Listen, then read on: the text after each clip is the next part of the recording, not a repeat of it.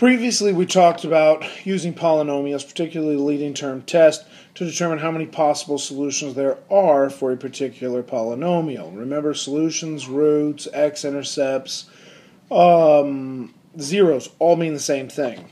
Now, in this case here, we have a fifth power. So we have 5 possible solutions. We have 4 possible turning points. We have up as our orientation, and it is definitely an odd function, so it's going to look something like that. So we have a little bit of information right off the bat from our leading term. But now what we can do is we can actually find the zero. So let's go ahead and factor this out. By taking an x cubed out, that leaves the following. And then from there, what we can do is we can say x cubed, parentheses, x plus 1, x plus 2 equals y. So x equals 0, comma, negative 1, comma, negative 2. If I were to attempt to graph that, it's going to cross at 0, negative 1, and negative 2. Because it's oriented up, we know it has to slide up through negative 2, but we can come back down through negative 1, but we have to return up through 0. Now, no idea how tall or how short these need to be, but I do know that if I have, in this case, 3 solutions, I'm only going to have 2 turning points, because it's one less than the power, or in even sets of powers less. So in this case I have 2 turning points, so we're able to graph those by solving. Now in this case we have a cube, but it's already laid out for us. So we say, well, x equals 0, or x equals 4, or x equals negative 5. So I can go ahead and lay this on, and I have 1, 2, 3, 4, 5, 1, 2, 3, 4, 5, crosses at 0, crosses at 4, crosses at negative 5. But now in this case, our orientation is down. So in this case, it's going to come out looking like this. So we come through, we go back up, we come back through. That's finding the zeros. Now, if I were to look at something like this, we have something a bit different to talk about. We have a fourth power, a squared power, and a numbered power. Now, you've done this in Algebra 1. You also did this in Algebra 2. So I don't even want to hear about, I can't do this, so don't even ask.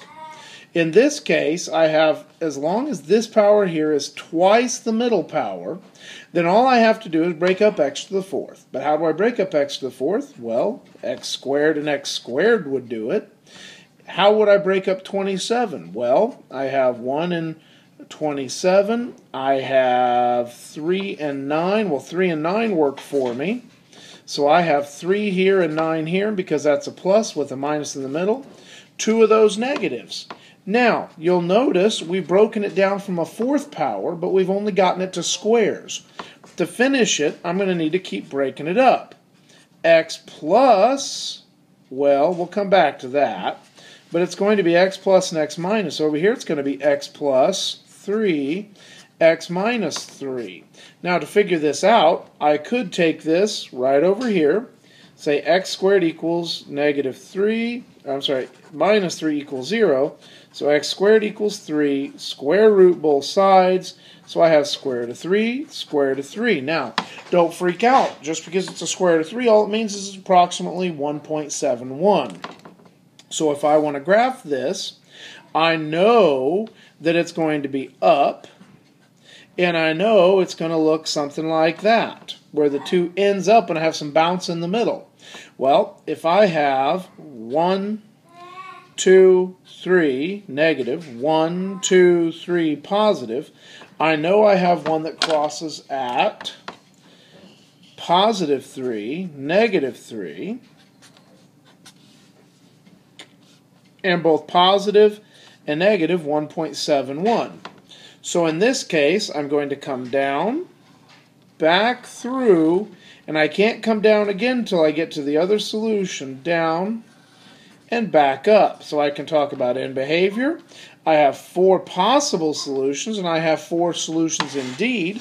I also therefore have 1, 2, 3 turning points. In this case, all the solutions are different. Up here, I had x cubed, which really meant I had 0, 0, 0, comma, -1, comma, -2. This is of multiplicity 3 because I had 3 of the same solution. And because I had a multiplicity of an odd number, multiplicity 3, that means it's going to go through there, not just come and bounce. If it were even, it would come and bounce. Okay, I have another example for you. In this case, y equals negative parenthesis x plus 2 squared, parenthesis x minus 4 squared. So what I have is I know I have a solution of -2, but because I have a power of 2, I actually have -2 and -2. And because it's x minus 4 squared, I have 4 and 4. Now, it's negative, so it's going to open down, making it look something like this. Now, we talked about earlier that if I have a multiplicity of 3, it's going to go through the axis at that point.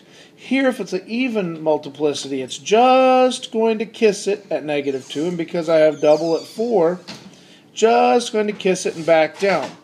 Okay, we're almost there, folks. Okay, ladies and gentlemen, I've given you a graph right here. Let's go the other way with it. What I want you to do is use this graph to give me what would be the least possible degree for an equation to this graph. I also want to know what are the zeros with what potential multiplicities and what is in a possible equation that might go with this. It's your turn. Pause the video now and come back to see the answers in a minute. Okay, let's see if you're right.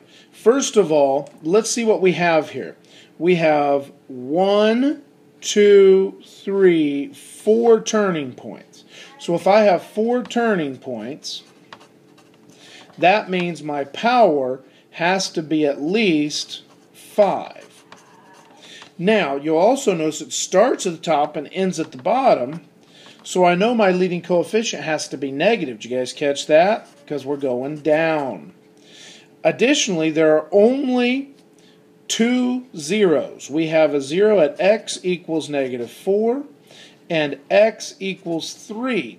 But whereas we could have some different multiplicities here, I know I'm going to have an even number of multiplicities here. For now, let's just chalk it up to 2. So if I'm trying to put together a possible equation, y equals a negative sign, and I know it's going to be x minus 3, let's assume squared for now.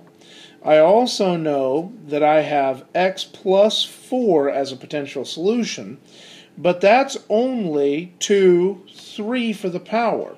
Now I could turn this into a 4, I could turn this into a 3, or I could find an imaginary solution, and that imaginary solution would have to be something in the neighborhood of x squared plus, x squared plus 1, because if I try to factor x squared plus 1 equals 0, x squared equals -1, x equals plus or minus I.